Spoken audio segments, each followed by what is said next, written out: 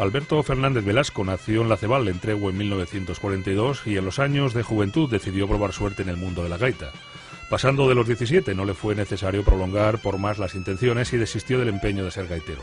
El mozu Velasco no congeniaba con los sonidos entresacados con cierto esfuerzo y se propuso entonces retos mayores, los que marcarían toda una vida de labor luthier: lograr el mejor sonido que pudiera brotar de una gaita asturiana, de la mejor posible. Su profesión de ebanista facilitó el comienzo. Construye un primer torno, diseña herramientas apropiadas para la talla, realiza esbozos y hace análisis minuciosos de todas las gaitas activas o dormidas en aquellos años. Gaitas de gaiteros hábiles en el toque y en la construcción, con firma propia como Solares, Cogollo, Marcelo Fresno, Manolín de la Carrera, Margolles y otros legendarios de la tradición asturiana marcarían los primeros pasos del luthier Fernández Velasco. Tiempos aquellos donde predominaba el gusto por el toque de los de antaño, como Remis y su escuela, por ejemplo. Unos años complejos en los que la gaita asturiana era folclóricamente respetable, pero que organológicamente estaba en estado crítico o en transición dudosa.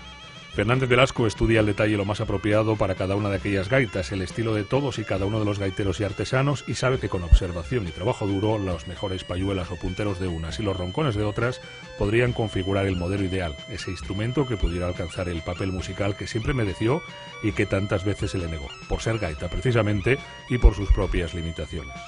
Punteros de igual sonoridad, atemperación en escala diatónica, punteros grilleros y en do de 33 centímetros y poco después el puntero cromático para llegar a esa perfección tan deseada.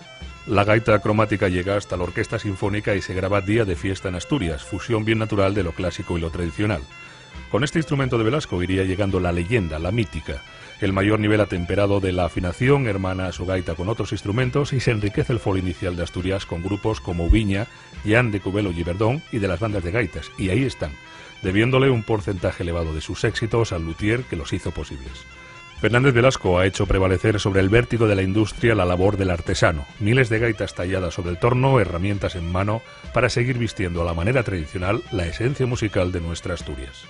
El Anuario de la Música en Asturias concede el premio AMAS honorífico 2011 al maestro luthier Alberto Fernández Velasco.